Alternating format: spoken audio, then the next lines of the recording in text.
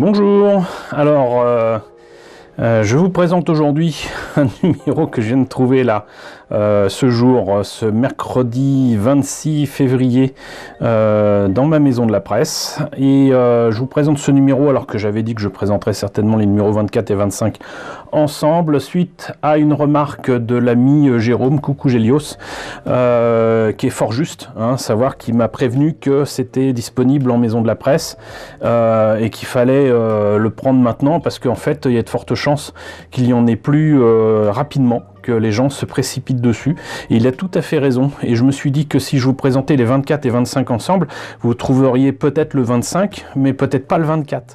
Donc j'ai décidé de faire un peu machine arrière et de vous proposer donc la présentation de ce premier numéro.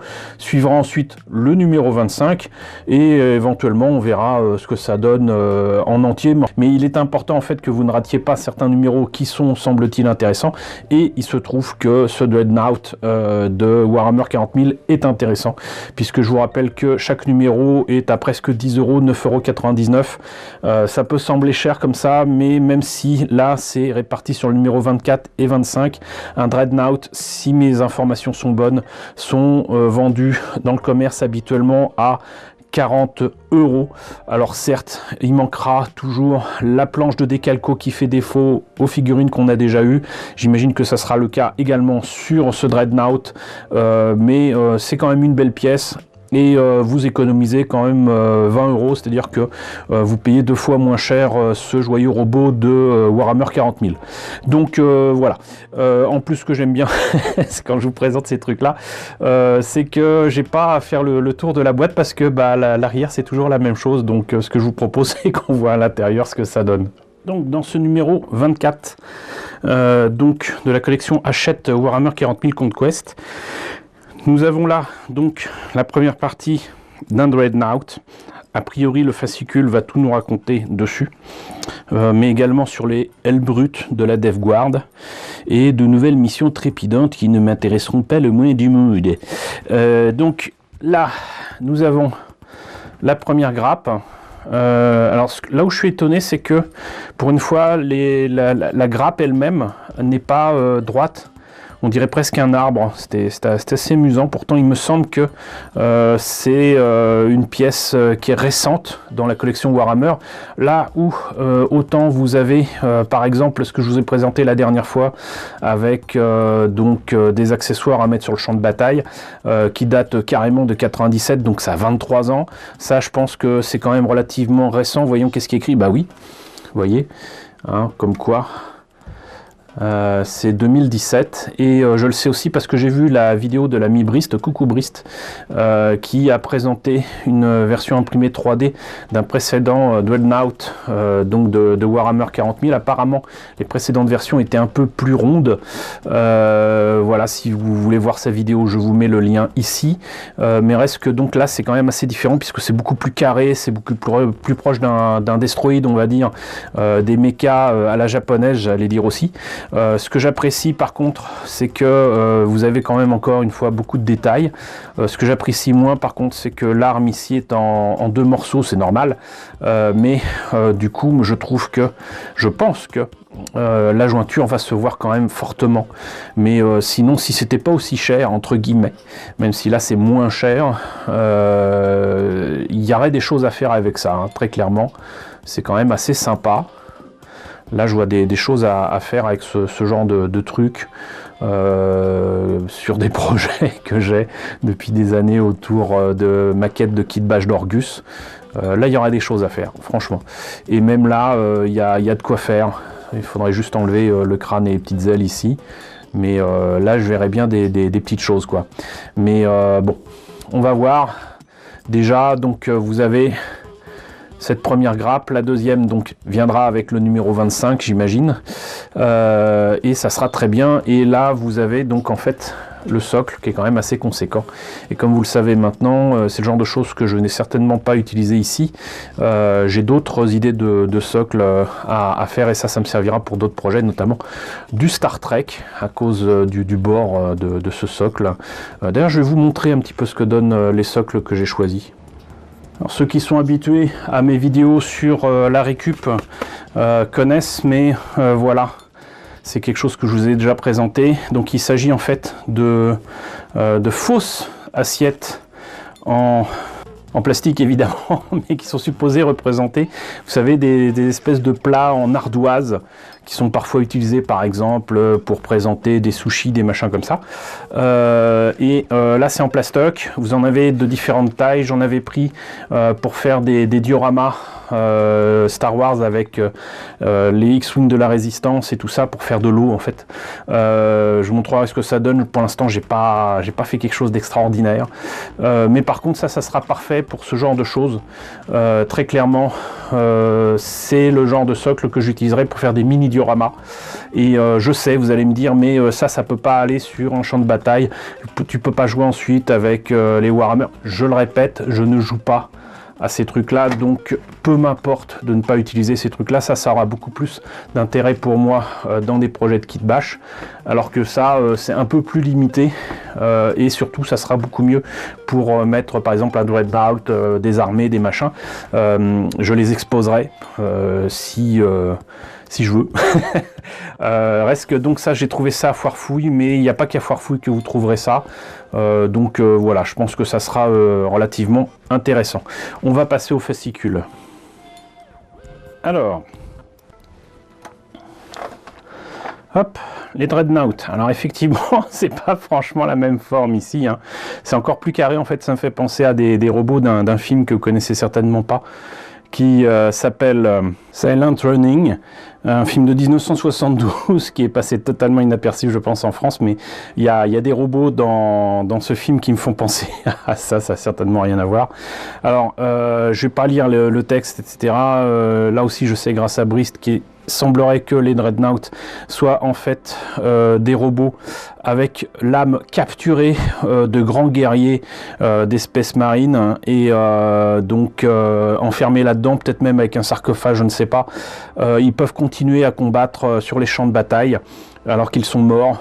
Voilà, donc là il est écrit héros de légende, donc effectivement là encore d'autres formes. Ici, c'est un petit peu plus proche de ce qu'on a avec donc les numéros 24 et 25 de cette collection. Donc les Dreadnought Redemptor.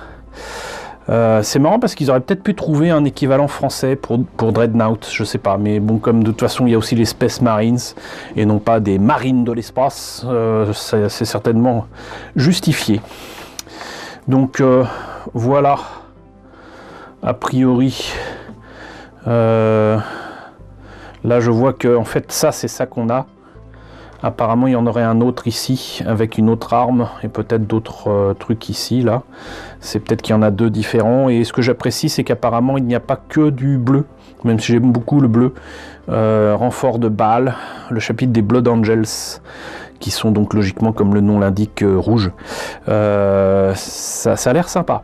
Donc équipement de Dreadnought Redemptor, sarcophage de pilote, voyez. Et j'ai utilisé ce terme comme ça, hein.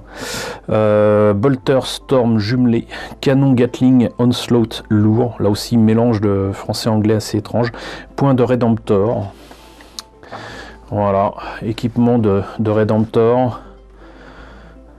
Là apparemment c'est soit des lance-grenades, soit des Bolter Storm. Là c'est un macro-incinérateur à plasma ou un canon Gatling Onslaught lourd. Donc c'est le canon Gatling qu'on a avec ces numéros là. Et en face a priori il y a l'équivalent avec les Hellbrutes, donc l'équivalent des soldats du chaos là. Un ignoble alliage de chair et de sang abrite un Space Marine du chaos blessé au combat. Ok. Bah, je sais plus du tout s'il est prévu dans la collection en question de Conquest, mais si c'est le cas, ça serait quelque chose à voir, littéralement. Voilà, et sinon vous avez apparemment des grosses bestioles. Bon, vu la taille, je pense pas que ça soit prévu dans la collection, hein, très clairement. Là, si je me rappelle bien, j'ai vu ça déjà en exposition, c'est quand même un truc énorme. Si c'est dans la collection, c'est cool pour ceux qui font l'abonnement. Ce n'est plus mon cas, mais... c'est chouette, hein, franchement, ça a de la gueule. Le siège de Baal. Et donc apparemment ces Dreadnought là, qui m'ont l'air d'être un peu plus vieux, m'ont l'air d'être surtout beaucoup plus petits. Voilà. Et je suis quand même assez étonné, puisque donc ce numéro 24 n'a qu'une seule grappe et le socle. Et donc c'est ceci qu'on a. Et le guide d'assemblage du Dreadnought Redemptor indique clairement qu'il y a 2 autres grappes. Donc ça sera certainement dans le numéro 25. Et pour le monter, forcément il faut voir toutes les pièces. Voilà. Donc qu'est-ce qu'ils vont présenter dans le prochain numéro? Barakias Capital le Corvon 2. Infiltration, mise en place, ratisser la ville. Voilà. Prochaine conquête, donc numéro 25, avec la deuxième partie, donc les 2 autres grappes manquantes, qui permettront donc de faire ceci. Et le numéro 26 qui m'intéresse pas le moins du monde, puisque vous avez de nouveau un pot Abaddon Black qu'on a déjà eu avec le numéro 1, et du Reikland Flesh Shade, qui est pas mal du tout. Mais du coup, ça fait quand même... Bon, celui-là, c'est vrai que c'est un pot qui est vendu, je pense, facilement dans les 7 €. Mais ça, même si c'est vendu 3 €, en fait, on gagne rien, quoi. Peut-être quelques centimes et encore. Voilà, donc le numéro 26 ne présente pour moi que très très peu d'intérêt. Voilà, on verra si je vous le présente quand même, si jamais on me le file pour justement faire les commandes de peinture et de montage qu'on m'a fait, mais j'en doute. Donc, numéro 25 qui suivra et qui complétera ce numéro 24. Voilà, mais on n'en a pas fini. On n'en a pas fini parce que je sais que vous me réclamez depuis longtemps le résultat des numéros que je vous ai présentés. Je vous ai présenté que des Space Marines. Je vous ai pas présenté le reste. Alors, j'ai d'autres éléments de l'armée impériale qui est en cours, mais bon, bleu sur bleu, on voit pas grand chose. Mais je me suis dit que ça pourrait être sympa de vous montrer, justement, profiter de cette vidéo pour vous montrer que j'ai avancé. Et ce qui vous attend dans de prochaines vidéos avec chaque numéro présenté donc en cours de peinture, d'assemblage, etc. et résultat final. D'ailleurs, il faut que je me freine un petit peu parce que j'ai tendance à travailler dessus sans me filmer et ça va être peut-être un petit peu frustrant pour vous. Donc je vous montre ça immédiatement. Voilà, alors j'en ai peut-être pris un peu trop. Voyons ça numéro par numéro. Alors, je sais plus quel numéro c'est en plus, un peu la honte, mais voilà, vous voyez que donc j'avais pas mal avancé sur cela, c'est des Space Marines du chaos, je crois que ça remonte quand même peut-être au numéro 3, 4, je sais plus, mais voilà, j'ai pas mal avancé sur mes jus, brossage à sec, etc., mais c'est pas ceux dont je suis le plus fier. Franchement, j'ai fait un peu mieux, alors justement, pour les soldats de base de cette armée-là.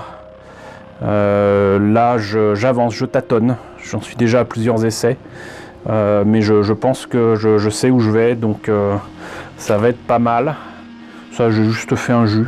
C'est juste vous montrer, voilà, vous mettez donc la peinture de base et ensuite vous faites un jus noir. Et ça vous permet surtout à vous de voir les détails beaucoup plus facilement. C'est pas nécessairement à garder tel quel, mais ça permet de voir plus facilement les détails. Quand on est myope comme moi, c'est pas plus mal. Ça, c'est un des derniers numéros que je vous ai présenté, que j'ai reçu. Donc, avec l'abonnement, le dernier truc d'abonnement. Donc, j'ai commencé un petit peu dessus, vous voyez, donc rien d'extraordinaire. Sinon, là aussi, ça, c'était des trucs sympas. Alors ça, c'est vraiment ce qui va m'amuser le plus avec ceux-là. Ça, c'était un beau numéro, franchement. J'ai pu voir d'ailleurs, justement, grâce aux techniques de brossage à sec et de jus, que dans ce machin là qui ressemble quand même à une tenue de Space Wolf, il y a non seulement de la fourrure mais surtout des asticots. C'est absolument ignoble et je tiens absolument à représenter les asticots correctement. Voilà, sinon il y a à la fois des trucs avec des cornes, des trucs avec de la chair putride, j'imagine, donc là plutôt cornes ici. Et là aussi, alors que là c'est plutôt de la chair, il y a même des trucs qui tombent là. Voilà, donc ça va vraiment le faire. Ça va vraiment le faire, et quand je m'attaquerai aux détails, ça le fera encore plus. Mais il y a certaines choses que je tiens absolument à faire sur ces grappes là. Donc ça c'est pour les armées du chaos, on va dire. Sinon, rappelez-vous, donc ça je vous ai présenté ça il n'y a pas si longtemps que ça. J'ai testé de nouveau mes petites techniques dont je vous parlerai, de brossage à sec, de jus, etc. Et ça c'est uniquement avec de la peinture de base, bon, un petit peu de jaune quand même pour les barils. Et vous voyez que ça rend déjà pas mal. Moi je trouve que ça rend déjà pas mal. Voilà. Et là, donc un peu d'acier, etc. Donc brossage à sec, jus, rien de bien compliqué. Pareil ici, vous voyez. Donc j'ai mis du jaune ici. Alors par contre, j'ai mis de la peinture qui très clairement n'a pas aimé que je l'utilise dans un milieu un peu trop froid. Ça a un peu écaillé, mais c'est pas grave. Ça lui donne une petite texture. Là, faut que j'améliore quand même l'aspect des munitions. Là, j'ai mis donc des petits panneaux. Alors c'est tout con ça. Hein. C'est vous mettez du blanc sur les boutons et ensuite vous mettez la couleur que vous voulez et ça pètera forcément comme si c'était éclairé. Voilà, et là pareil pour les munitions, il faut que je reprenne un petit peu ça. Mais sinon, vous voyez, avant c'était marron. Là j'ai commencé à peindre dessus. Voilà. Ça, j'ai juste fait une peinture de base. Alors ce que je fais souvent, c'est du noir d'abord et ensuite du blanc ou du gris. Et c'est pour relever là aussi les détails. Là pour l'instant, si je me rappelle bien, j'ai pas mis de jus, ou si peu, si peut-être là. Et pourquoi? Parce que tout simplement, ça, je vais l'utiliser avec les peintures contrastes, pour voir un petit peu ce que ça donne. Donc j'ai été ravi de voir qu'il y avait des vidéos d'ailleurs qui montraient que enfin certains s'étaient décidés à faire à la fois du travail avec les peintures normales, de base, layer, etc. et les peintures contrastes, et ça donne des résultats assez sympas. Donc c'est ce que je voulais faire de toute façon, donc ça tombe très très bien. Et enfin, sinon, celui dont je suis le plus fier, qui est le numéro 10, ça faut que je vous montre ça séparément. Alors il s'agit du Mephitic Blight Howler. Voilà, c'est supposé donner ça au final. Moi j'en avais pris plusieurs parce que ça me faisait penser aux monstres plantes, et je me suis décidé à faire en fait ce Mephitic Blight Howler tel quel, puisque normalement, si je me trompe pas, j'en ai 3 du coup. Il y en a 2 qui serviront pour faire un monstre plante, mais là je me suis dit tiens, on va en faire un normal, et je dois dire que j'aime assez ce que j'ai fait. Je vous en parlerai dans une vidéo dédiée, mais vous voyez que ça avance. Hein, voilà. Et pour ceux qui croiraient que je me contente de montrer des numéros tels que ça me tombe sous les mains et qu'après j'en fais rien, voilà, vous avez la preuve que non. Je suis assez content, très content même, du résultat. Là d'ailleurs j'hésite en fait, parce que l'œil, selon les illustrations, il est présenté vert ou rouge. Peut-être qu'il peut faire les deux, je sais pas.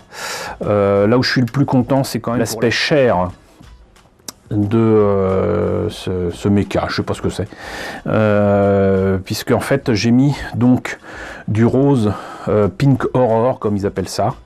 Ensuite j'ai fait des brossages à sec de blanc, de rose, voilà, j'ai fait des jus qui donnent cet aspect un petit peu chewing-gum mâchouillé. Et j'ai terminé avec un jus, alors je sais plus comment ça s'appelle, mais une des bouteilles de jus que j'ai de Citadel, qui est non pas mat, mais brillant.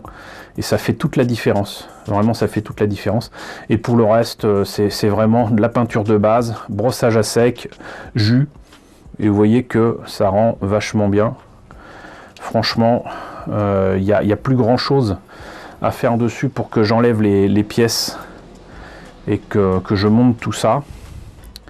Et puis après ça sera de la patine, les derniers détails. Voilà, en fait le secret c'est vraiment ça: brossage à sec, peinture de base, brossage à sec, jus, rebrossage à sec, rejus, et ça peut vous donner des trucs très sympathiques. C'est pas du tout fait avec un aérographe, vous voyez.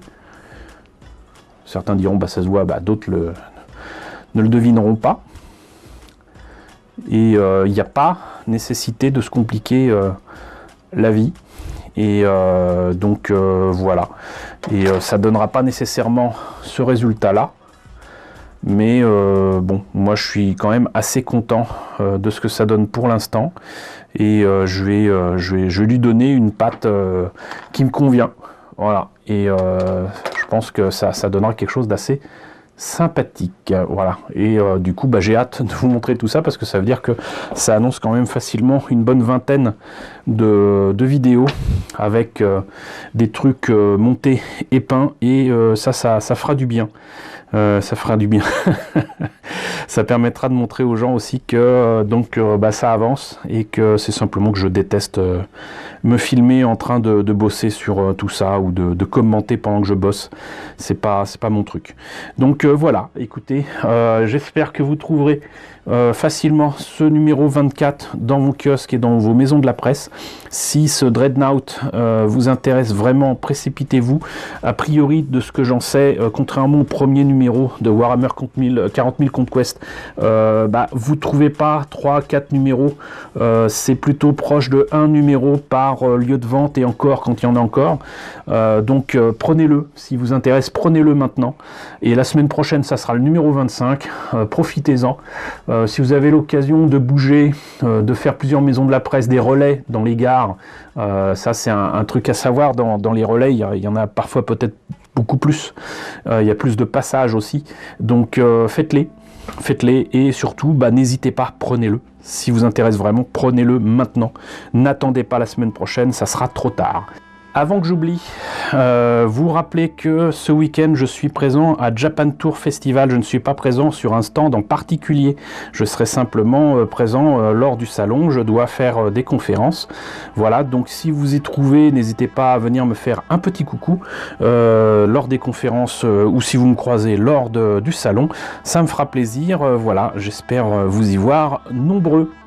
Voilà, et écoutez, j'espère que, encore une fois, vous trouverez ce numéro 24. J'espère que cette vidéo vous a intéressé, vous a rassuré aussi sur l'état d'avancement de toutes ces jolies grappes que je vous ai présentées ces derniers mois. N'hésitez pas à me dire ce qu'il en est dans la section commentaires, n'hésitez pas à liker, n'hésitez pas à partager, n'hésitez pas à vous abonner si ce n'est pas déjà le cas.